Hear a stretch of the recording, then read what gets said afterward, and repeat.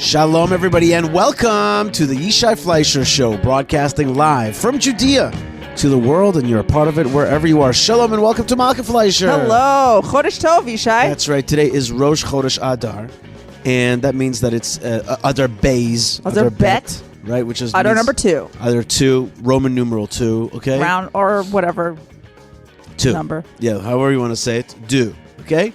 And this is a chance, because as we said a month ago, the Lubavitcher Rebbe says that if you are happy for 60 days, you can be Batal B'Shishim. Yes. Okay, so I have been doing a great job with that. No nerves whatsoever. You can really been happy this whole entire time. That's right. Or I say now, if you've missed 30 days, then you could still half Batal B'Shloshim. Okay. Yeah. You can get rid of. I'm sure it'll just be good anyway. You got to be happy this month. This is the month of Jewish This is joy. a big one. It's tricky to be happy this month. We got a lot of Action Jackson going on all over the world. Yep, we got a lot of... And it's kind of concerning, and it's painful. There's some action to the Jackson right now. That's for sure. And there's the whole Ukraine thing, okay? Like, in the meantime... Right. Last week, yeah, I remember when we recorded last week, and we were like, boy, I wonder what it's going to be like to record next week. Right. Here we are next week. Well, there's analysis looking backwards. I don't want to go too deep into it, but the Russia-Ukraine conflict is continuing. I think it actually may take taking a more violent step. It will take a more violent step. It's sad for me as a Russian-speaking person to see Russian-speaking people at such odds with one another. It is kind of interesting to note that they are Slavic people, meaning to say so often it's like the people who are having wars with each other are different. Right. But these people are like the same. In some way, it is a type of civil conflict. In some way, it's a type of civil war. It's not exactly like, I wouldn't say Ukrainians or Russians or Ukrainians. They are a little different, but like I saw this video of a Russian soldier that had, I don't know, some like people found him or something. He either like got lost or they captured him. No, and there's been a lot of Russian soldiers who have... yeah, I can't remember the word. That's the word. Not abdicated, like... Arik in Hebrew. He ran away. I can't remember the word for it also right now. That's what I was going to say also. I can't think of the word, but he absconded with himself away from the conflict. And these people like basically they like fed him this like Ukrainian food. I see him eating this like very unusual looking like Ukrainian type sandwich. And they called his mom on the phone on their they did like a video chat. This is modern warfare for you. They did a video chat with the mom, and the mom's name is Natasha. And the boy, he's eating like he hasn't eaten in days. Like you see him just like he can't stop eating. And I think he's also very emotional and to see his mom and everything. And they're like being so nice to this Russian. And I call him a boy because he looked to me like he was like 18, 19 years old, not old, you know? So he's like a boy. And they're like, okay, Natasha, I don't speak Russian, so I don't know exactly, but it's basically like, okay, Natasha, well, he's here, we have him and he's okay. And he's like half crying, like eating.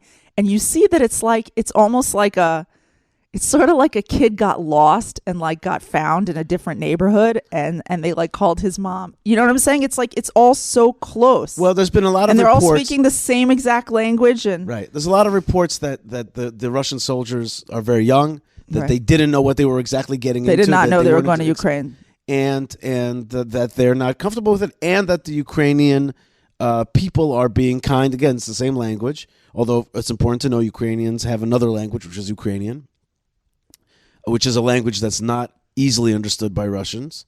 I don't understand when they speak Ukrainian, but I understand the Russian. But at the same time, there's going to be an escalation. Right. Right. The war part is still very much a war. Like the Russian war machine did not fully engage from the get-go.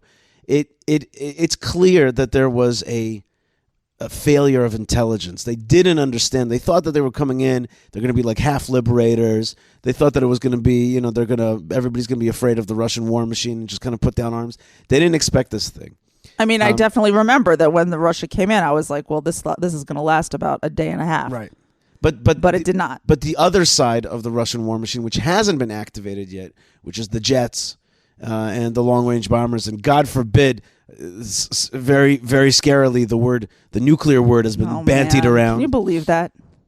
And then there's a whole other side of this war, which is also fascinating. Just this morning, I was reading a Forbes article where a Russian billionaire's $668 million yacht was seized by German authorities when it was in the shipping yard being refitted. Because after a little bit of time, you want nicer furniture in the.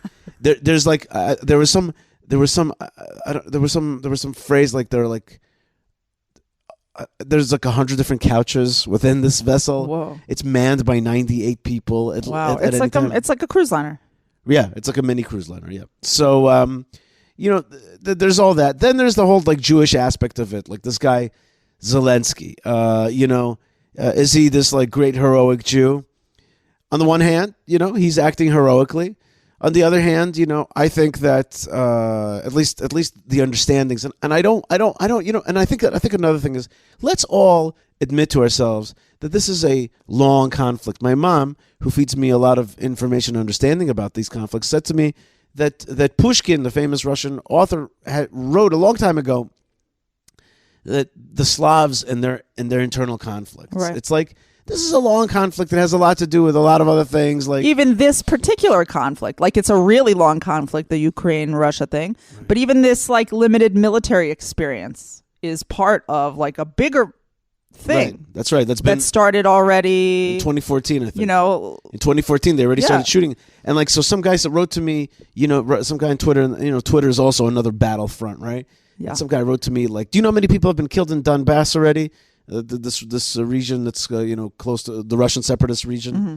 He's 14,000, and I'm well, wait, when?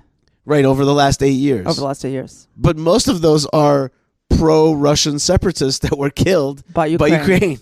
Right. So and the Russians are screaming their head off, being nobody's talked about that. Anyway, there's a lot of economics. There's a lot of oil and pipeline issues that are at play here, and there's probably, and don't yell at me saying I'm part of conspiracy theories, but I wouldn't be surprised if I read an article by Mark Stein who said there's so much American interest in this small country, Ukraine, including the Bidens and the Clintons and all these people. There's so much. The word Ukraine keeps popping up over there. It had popped up for a long time.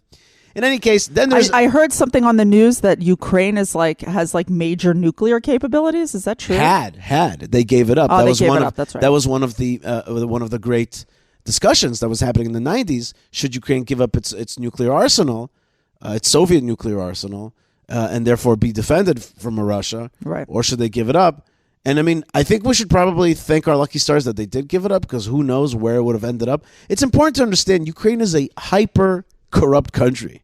Okay, very corrupt. It's listed as number 8 of corrupt countries in the world by some listing. But I was there, I saw the corruption.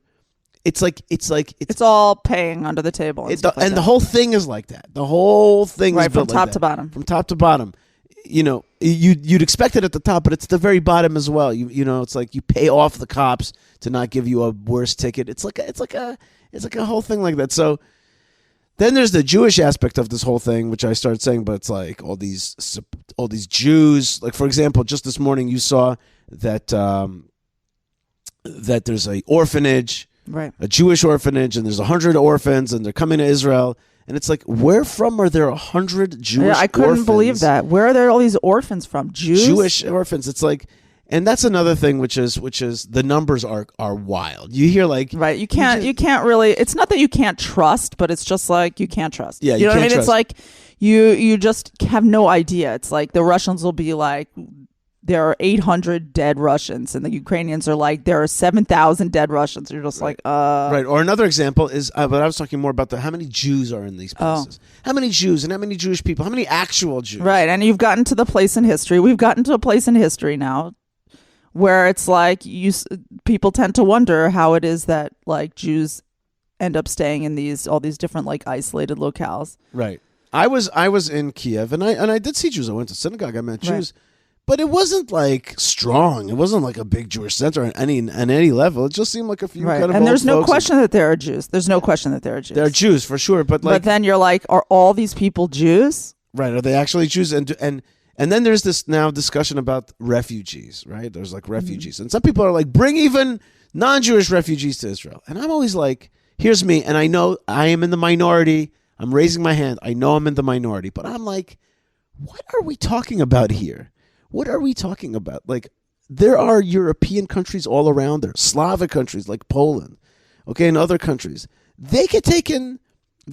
I know for a fact that there are tons of Ukrainians. I remember when I was in Poland on a totally separate trip that I found out Ukrainians there's there. tons so of maybe Ukrainians they'll opt to go there instead of. I think that there is a group of Ukrainians. Yeah. What does our Jewish Middle Eastern country have to do with it?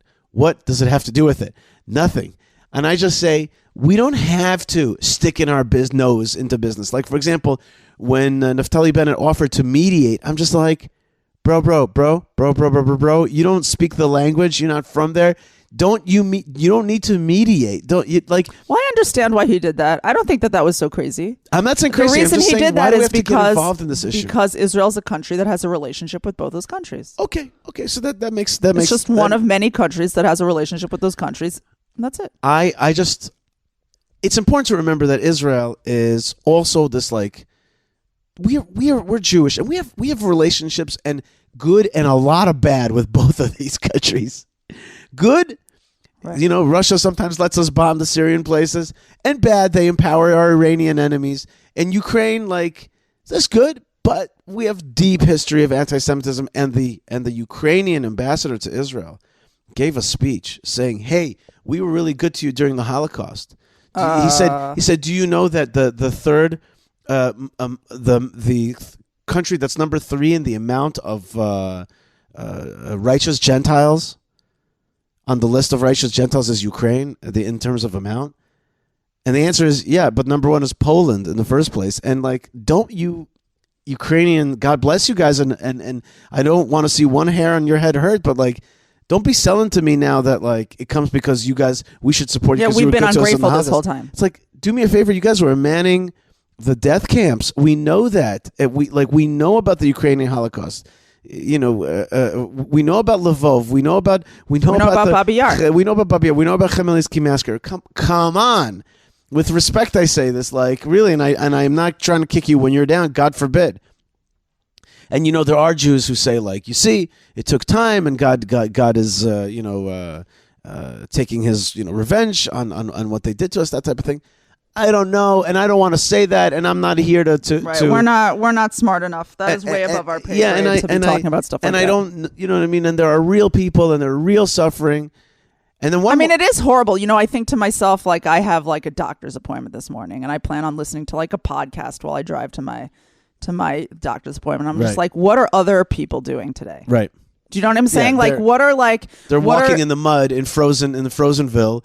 To get to if they're lucky, Moldovan border. If they're lucky, they're walking to a Moldovan border. Right, exactly. If they're lucky. That's right. And so, like, I really, I definitely do think that it's our job as Jewish people. You talk about, like, getting our nose into business. I don't know if it's not our job to get into the world's business so much as that we're not necessarily qualified yet. I think that we haven't solidified ourselves so well yet that we're like capable of doing that stuff. But even yes, no, whatever. I think that what we definitely are qualified to do at all times is to be praying for the good of the world. Yeah. And but I just want to say, like, on the flip side of that, Yishai, you and I were like people who believe that when you do prayer, that's like an action that you're doing to affect, to bring goodness, to affect change, right? So there are other Jews who like aren't necessarily on that page, right? They're not going to be like, my way to help this situation is prayer. They're going to be like, my way to help this situation is to X, Y, or Z, to like do some practical step. I totally understand what you're saying. However, there's an Arabic phrase, an idiom that I heard from Professor Mordechai Kedar, that he says this to Arabs a lot of times. When they talk about peace, so he says to them, there's an Arabic idiom, which is, you can't give what you don't have. Right? We're not exactly the country that can go out there and be like, listen, here's how you have peace. Here's how you have security. Here's how you have situation. We are right now under a massive attack. There is really an uptick in terrorist violence. There is within our own country, in the mixed Arab Jewish cities. Including our capital city. There are no-go zones in our capital city. Okay, there is horrific. There are places where the police don't want to stop things. Malkah, I just want you to know, right here where we're sitting right now, just 4 kilometers down the line is El Arub. There's been every night there recently huge violence. Right. On the road to Hebron, huge, sure. huge It's everywhere. violence. If you could spend a lot of time boring people with lists of. No, but people should know. People should know. Yes, I'm just saying you and I massive. saw a young guy, a young family father. Yeah, we were just walking in Jerusalem, and we passed a car that its windshield was all smashed up. Right. And we asked him. The dude, what happened to you? Because it did not look like a car accident. No, it was a rock throwing. It was a rock yeah. throwing. Yeah, and we knew what it was, and he told us exactly where, on the Mount of Olives area where we used to live. And so it's like windows are smashed. Okay, so it's like we have, and not to mention, Mahmoud Abbas coming out with statements saying like basically like Israel should be erased. And the whole world is like fawning over Iran. Right. They're right now. Which is, by the way, like BFF with Russia. Okay. And with the U.S. and with China. Right. It's really messed up. Let's. I want to hear. Here's a conspiracy theory just for fun, because I know you're having your coffee right now or walking or doing something. So here's just a conspiracy theory.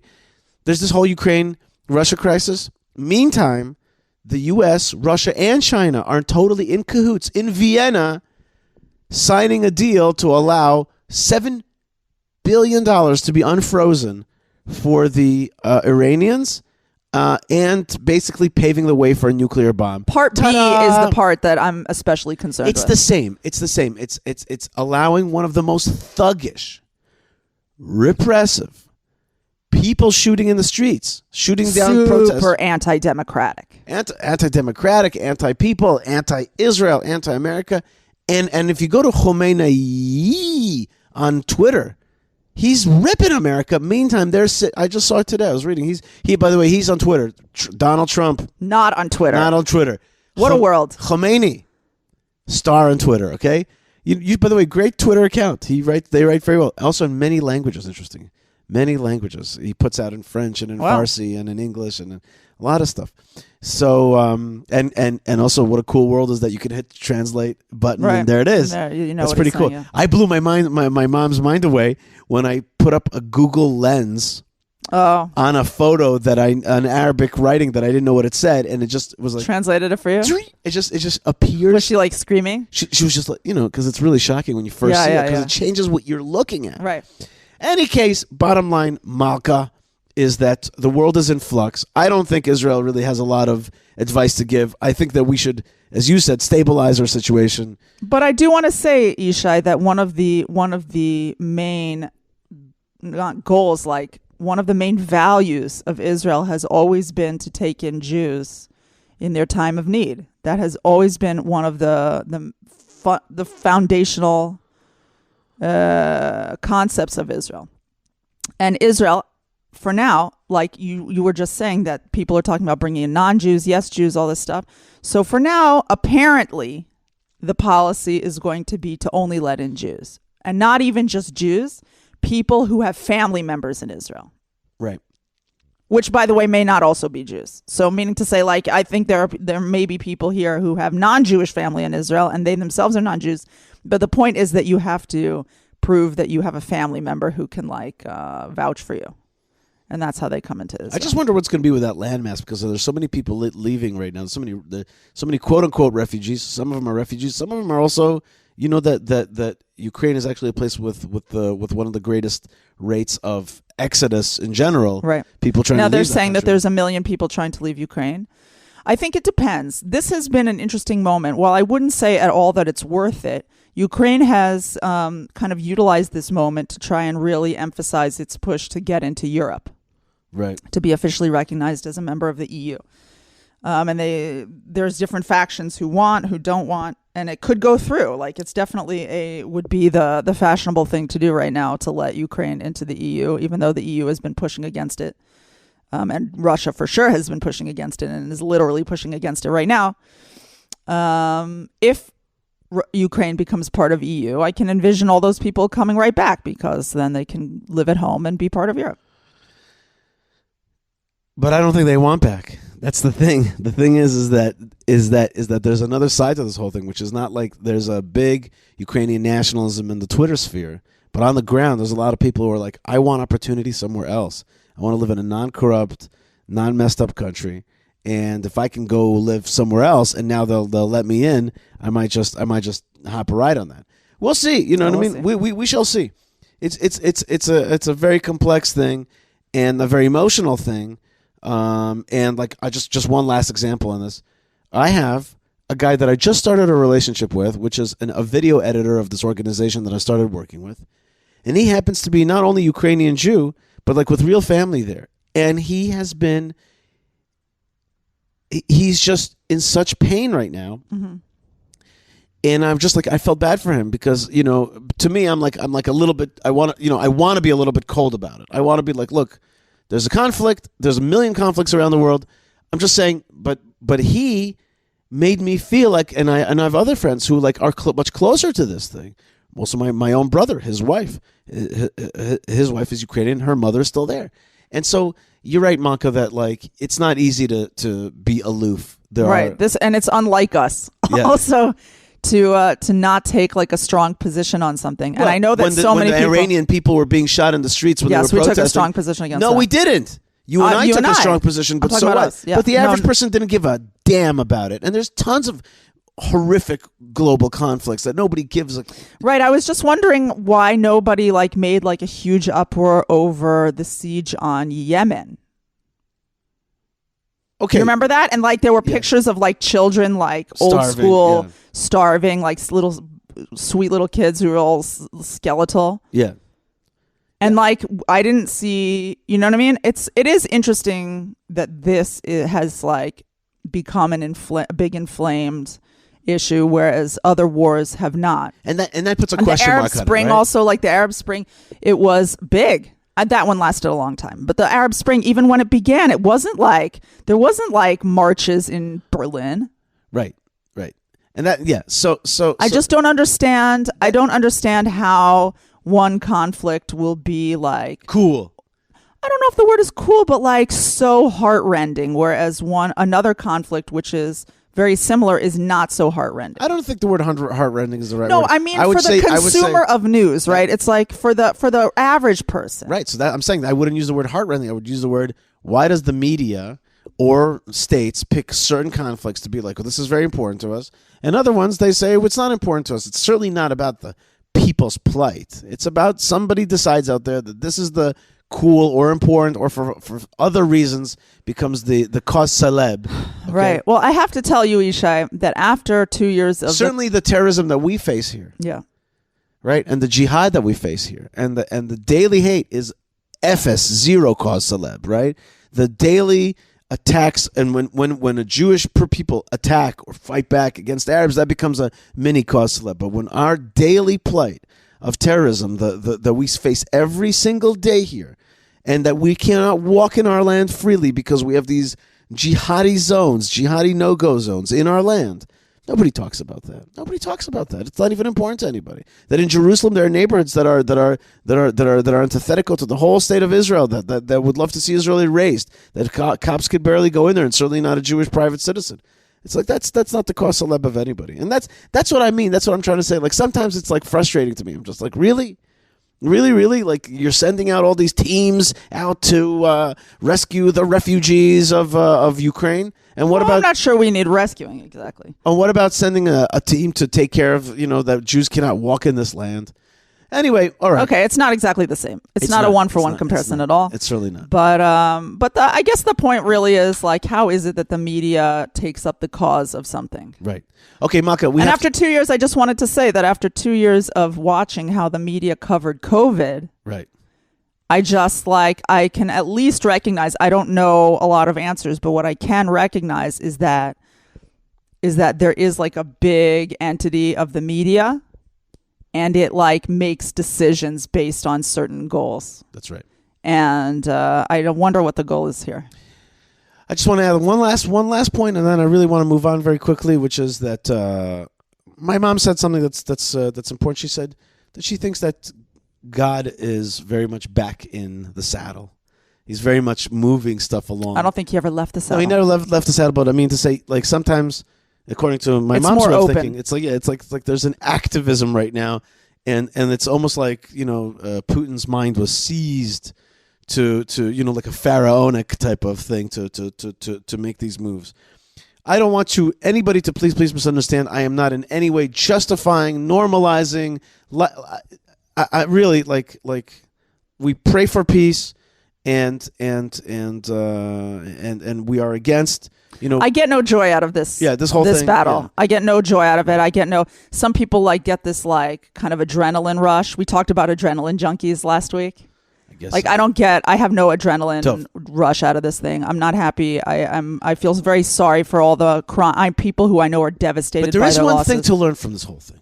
There is one thing to learn, which is the one thing you can learn from the Ukrainian thing is that people take up arms to defend their land. You know what I mean? Right. People, normal. And there's a hefty nationalism and a love of your land and your love of your freedom and your flag and not wanting to be controlled by others. And I am sometimes jealous.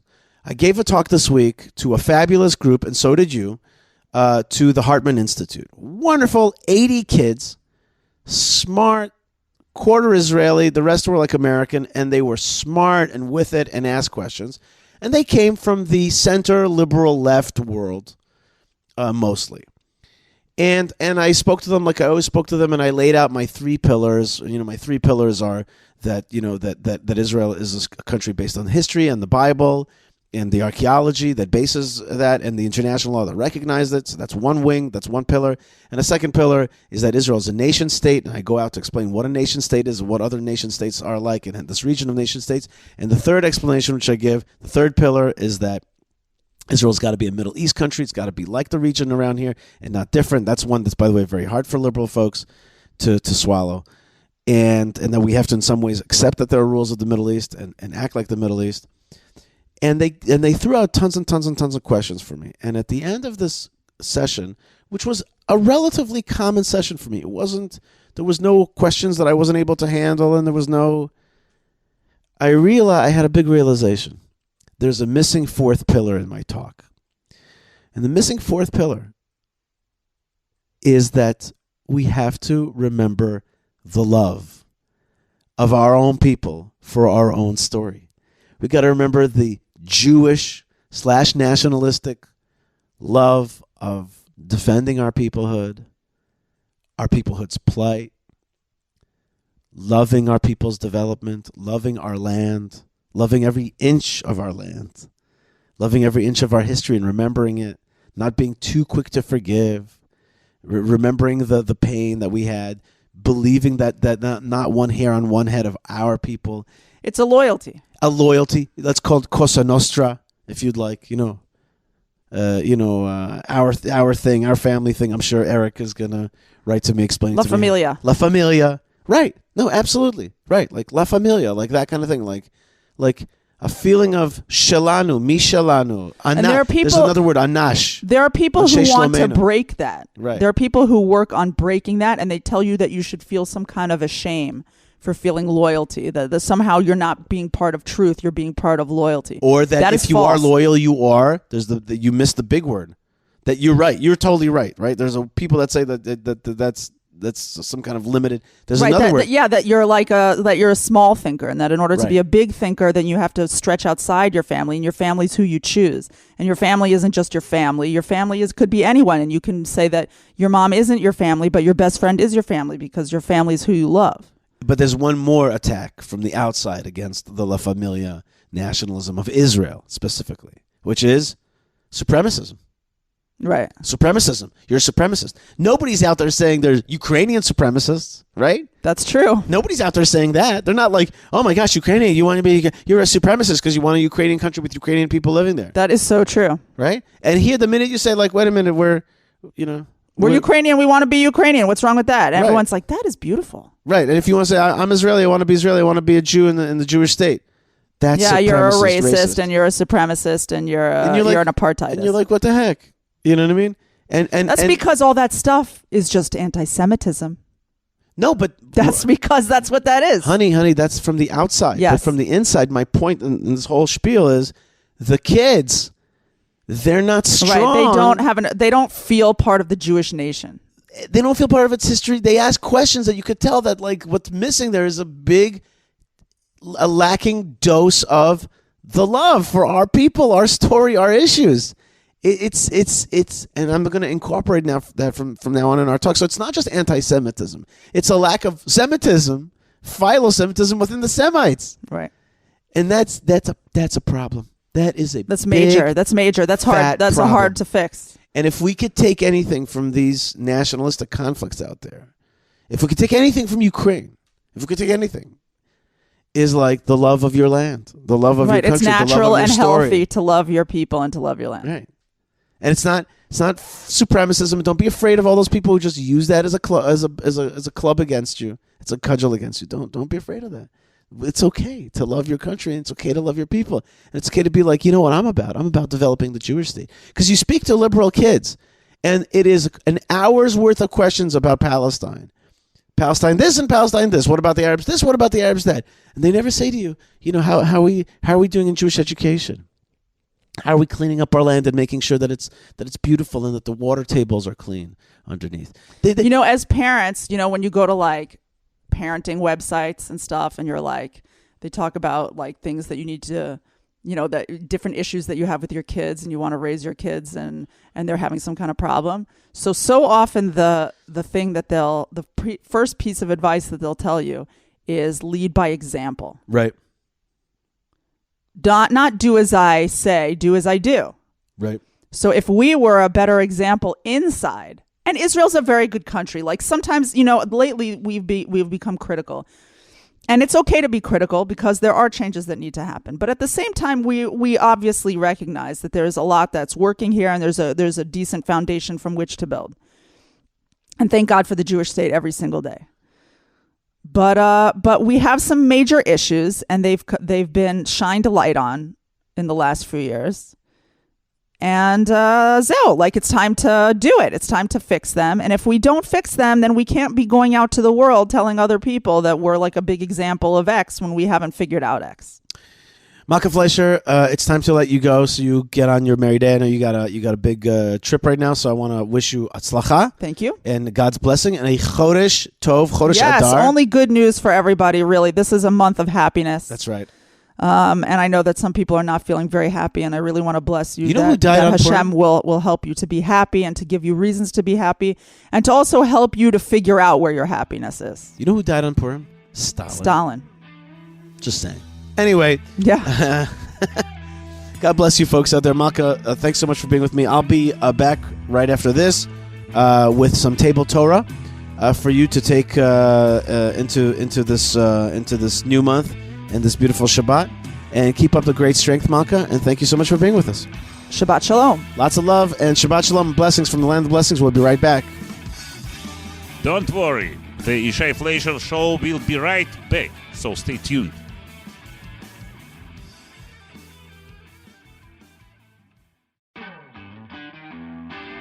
All right, folks, we're back here on the Yishai Fleisher Show. Before we go any further, I do want to thank the folks that make the show possible, and that is Ben Bresky, Tabitha, Moshe Herman, Yocheved, and Lou, who get the show out to the world. God bless you, folks.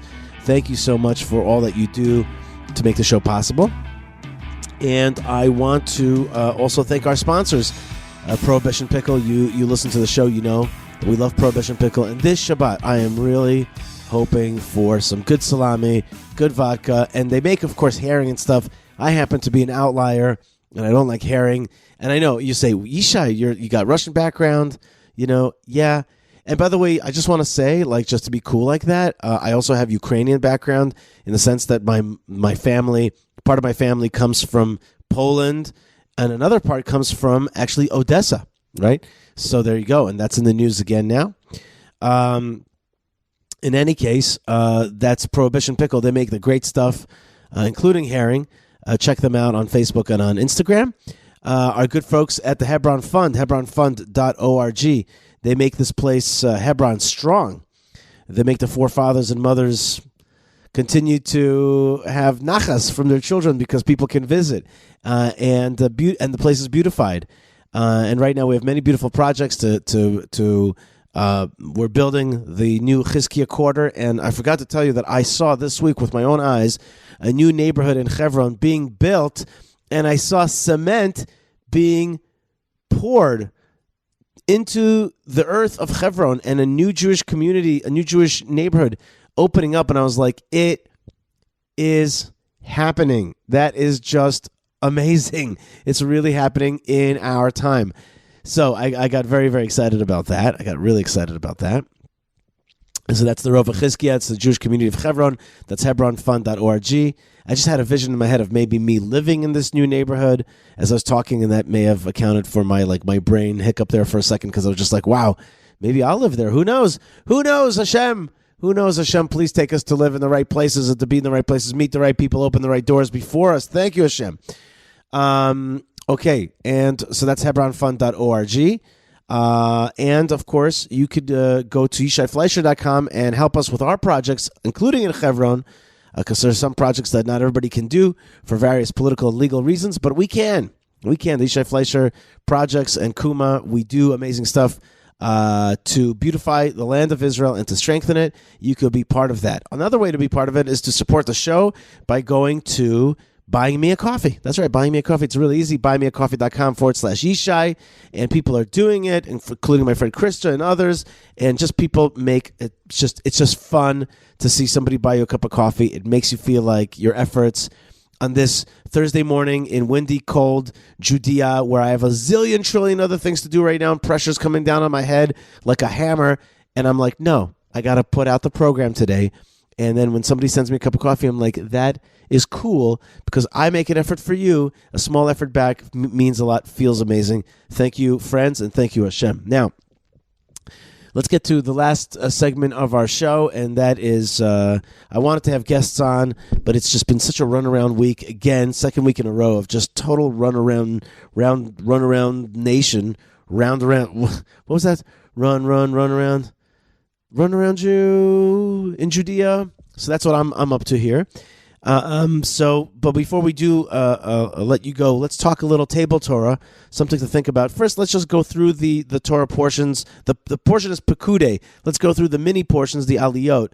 The first Aliyah gives an exact accounting of the amounts of gold, silver, and copper donated for the construction of the Tabernacle, as well as the vessels and building materials constructed with these supplies. So the stuff.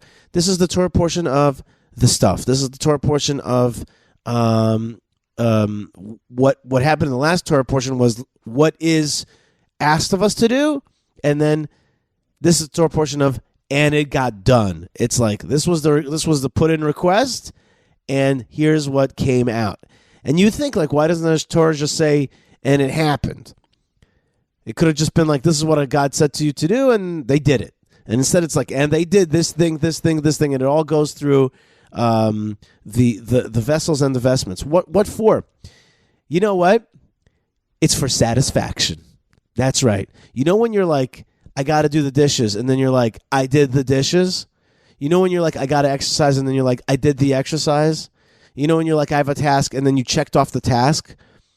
That's what the Torah is saying. It's like, I said, do this thing, and they went, and they did it. It's not enough to be like, and we did it. It's like, and this is what we did, and we're proud of it. Because when God says to us to do something, and we do it, we go, boom, I did it. I did that thing.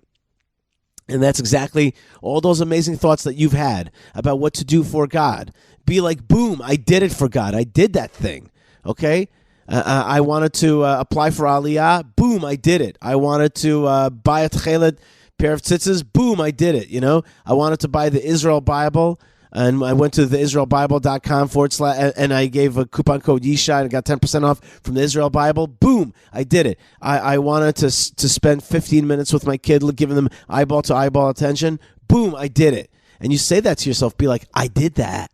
Last night, my kids, I had a million things to do, and the phone was pinging and ringing, and people were writing to me, you got to do this, got to do that, and my kids were like, Abba, you haven't made a barbecue for us in a long time, and my daughter's like, I need help with my homework, I need help to make a speech, and my son Elazar was like, can we please play a game of ping pong?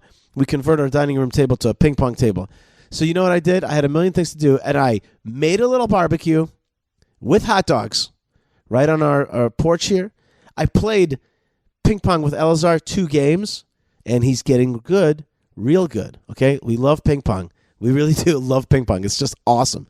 And then thirdly, I sat with Leah on this very couch, and we hammered out a Dvar Torah with some humor for her for today, and we wrote it. I wrote it, right? Just like a good parent, I did her homework for her, and I wrote it out, and I did it. And you know what I did afterwards? I said to Malkah, look at me. I just did these 3 things. I did them, and I'm telling you about them. Because I want it to be said that I did it. Because I want to hear my voice say, you did it. And in that way, I am going to check off and feel that satisfaction that I did it. And that's what the Torah portion is saying to you. It's like, get out there and do it. God says do it, so do it, and then be proud of the fact that you did it. You did it for God. You did that thing. And we are action-oriented people, and we're proud of that action. We're proud when things move forward. There's nothing more awesome in this world. Not a holy thought and a holy moment, but you're like, get that thing done, right? And that's what we are. We get holiness done around here. Fine. So that's Aliyah number 1. Aliyah number 2, the high priest's ephod, a reversed apron which covers the back, right? It's over the behind area, and it's precious stone-studded shoulder straps that come over the shoulders are made, right? It's got the names of Israel on it. The high priest's choshen mishpat, the breastplate of judgment, is assembled. It contains 4 rows of precious stones, each row containing 3 stones, right? So it's 4 across, 3 down. Artisans engraved the names of the 12 tribes upon these 12 stones. The choshen mishpat was then secured by straps, which connected it to the ephod. Okay, so you have here the Holy Simon, right? The do. This is the thing that gives you the information from God. It's now going to be on the walking, talking high priest. Fine. The third aliyah. The rest of the priestly garments are completed. The high priest's me'il, the blue robe, adorned with golden bells and cloth pomegranates at the bottom. And remember what I told you about the golden bells and the cloth pomegranates. Golden bells, ding, ding, ding. I'm golden. I'm Jewish. I'm doing great things. Look at me. Cloth pomegranates. Pomegranate is inside, right? It's like you don't really see the beauty of what I'm really about. That's my hidden side. I'm very proud of that chidush. If you like that chidush, please ping me, write me an email, Yishai@Fleisher.com, because I came up with that idea. I nobody told it to me. I'm sure it's somewhere. But this juxtaposition between the golden loud bell and the inner pomegranate. Okay. The tzitz is also made. That's the golden band worn on the forehead, which was engraved with the words "Holy to God," Kodesh LeHashem, the God's 4-letter name, and the 4 garments worn by both the high priest and the regular priests: the tunics, the turbans, the sashes, and the pants. With this, the construction of the tabernacle and all of its vessels and accoutrements were finished. Okay, the tzitz is very amazing. It's like the tzitz, this headband, this golden headband, is like, it's like, how should I say? It's like imagine if God came down and wanted to mark things, and he wanted to like put a, you know what it is? It's the fixing of the mark of Cain, right? The oath of Cain. It's like, instead of like you're a murderer, you're a holy one. And yeah, I protected that murderer because, that was the humanity, but you're the holy one. I mark you. And everybody should do a little bit of imagining, a little meditation, that they have got that golden band on their head, and they could say to themselves, Kodesh LaHashem, that's what I'm doing in life. See, I got it on my forehead, on my big fat forehead of, and the forehead is sometimes something that's like azut metzach, right? It's like I am stubborn. I got a stubborn forehead. No, my forehead is dedicated to Hashem. It's written on your forehead. You remember when Beavis and Butthead, they had it Kyler, right? He's like, there was a guy and he had the name Killer on his forehead, and they're like, I don't remember exactly, but it was like, what's going on, Kyler, right? No, you're not Kyler. You're not a killer. You're a Kadosh LaHashem, and not just the high priest, but every single one of us.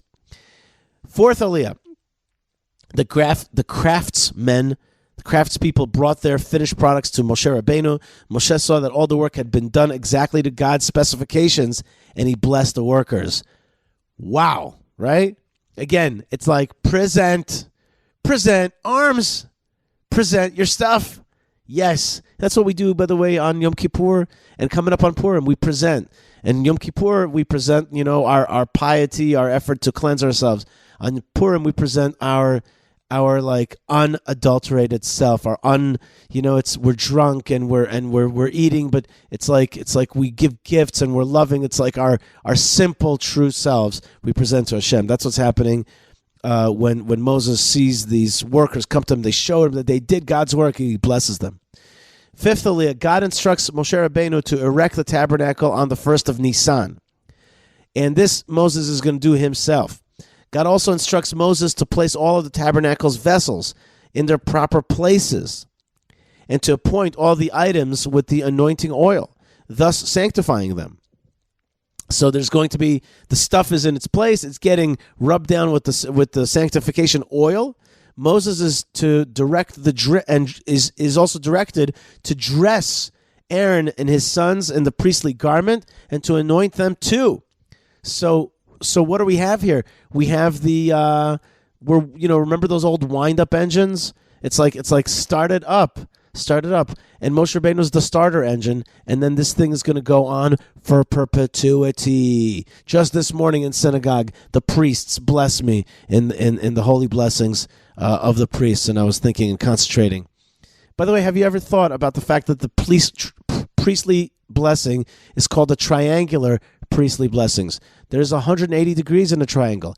180 degrees is like 18, right? It's like 180 is like 18. 18 is chai. It means life. And the priestly blessings, what they're giving you is a blessing of life, of feeling the ultimate life, which is God in your life, right? That's the ultimate gift, is to feel and see God in your life, to be close with your life, to the essential life of God. And that Moshe Rabbeinu starts that process of that priestly blessing by winding them up and having them go on for perpetuity. The sixth aliyah. This aliyah describes Moses' fulfillment of the above-mentioned directives. Again, on his level, he's told what to do and he gets it done. Moshe Rabbeinu, we see him not just be a pious spiritual guy in some remote ashram. No, he's getting it done. Finally, seventh aliyah, Moses completed the proper placement of the tabernacle vessels. When Moses finishes this task, a cloud of glory and the divine presence filled the tabernacle. So, and at this point, Moses cannot get into the tabernacle. He cannot walk in because the cloud has filled it. It's a, shall we say, a thick cloud, right? It's a cloud of like, you don't want to enter this thing. The cloud also serves the Jews as a guide throughout their desert sojourns. When the cloud lifted, the people would travel following the cloud until it would rest, and then they would set up camp until the cloud would lift again, and at night they would see fire, the Torah says.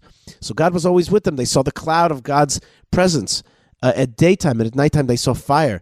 Folks, what else can we pray for in terms of guidance than God shows us his cloud where he wants us to be? And he shows us his fire at nighttime, that he's with us in the darkness and gives us heat and light in the darkness. That's the ultimate prayer. Now, the Torah portion is the last one of the book of Shmot, the book of Exodus. And it ends with God's presence in the tabernacle. Sometimes I kid around and call it a tabernacle. It's just a joke, but I say it sometimes. I go, okay, the tabernacle. But the bottom line is that God's presence is in the tabernacle. Now, the Ramban says that that's why this book is called the book of redemption. Not because the Jews are redeemed out of Egypt, because at the end of it, God's presence rests among them. That's redemption. Redemption is when you see God in your life, in your presence, in your land, in your home, in your kitchen, and not in your bathroom, but right outside your bathroom. Okay? And that is why this book is called that. Because if you think about it, what's the ultimate redemption? The Jewish people were in a very low state, right? What was the state of affairs that they were in? They were in the state of affairs of exile, of slavery, of idol worship, and a very low spirituality and very low self-identification. And they come out in an outstretched arm of God. They see the splitting of the Red Sea, become a nation. They come to Sinai, receive the Torah. The Torah is a set of directives about how to bring God into your life. And the Torah ends, this Torah portion ends, and actually the book of Exodus ends with, and God's presence was amongst them as he promised it would be, and it indeed entered their tabernacle. That is an amazing thing, and that's why the Ramban says this is actually called the book of redemption, because it is the ultimate redemption, which is from a place of distance from God. God is amongst you. That's the ultimate tshuva. That's the ultimate. That's the ultimate will of that's the ultimate purpose of the Jewish people in this world, is to help create a space for God in this world, and that will be, of course, that will be the light onto the nations when God is amongst us, not when we come up with all kinds of stuff, although that's also part of it. That's also part of it, because God channels his wisdom through the Jewish people and through others, but that is a channel. That is a channel that God has made for himself, the Jewish people. The ultimate channel is when the world will see God's presence in Jerusalem. It will be a light onto the world. Folks, you are listening to the Yishai Fleisher Show. Lots of love and lots of blessings. Would love to hear from you. Really, I love it when you write to me.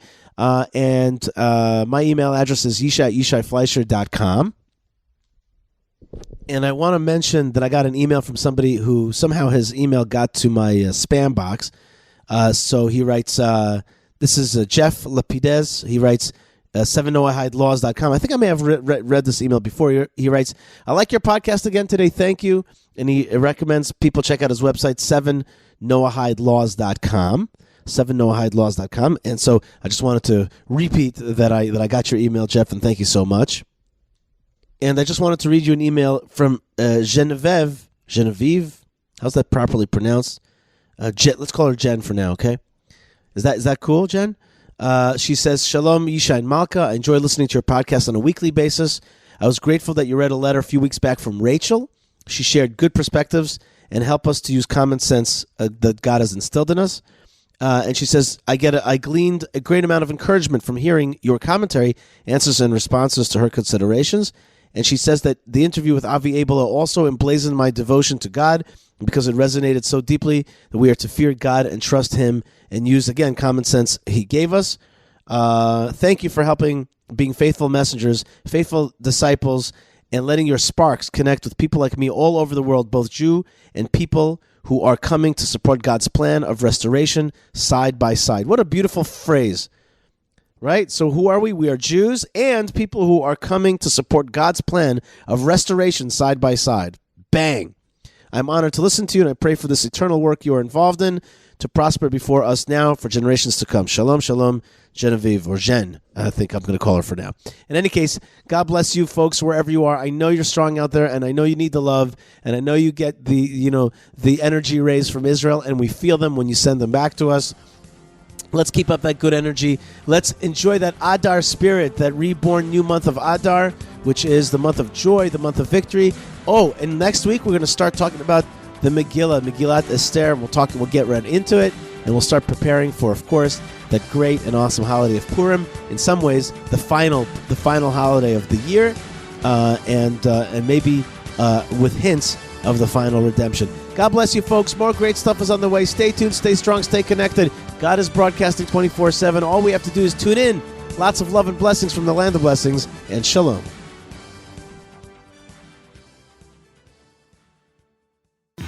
Yishai needs coffee and vodka. Please help support the show by buying Yishai a coffee at buymeacoffee.com/Yishai. Thank you and l'chaim. Shalom, everybody. This is Jeremy Gimpel from the Land of Israel Network, but also from the Land of Israel Fellowship. We have members from 31 countries joining us every week, Sunday, live at 6 p.m. For those that can't make it live, they get a direct recording. Just go to thelandofisrael.com/fellowship.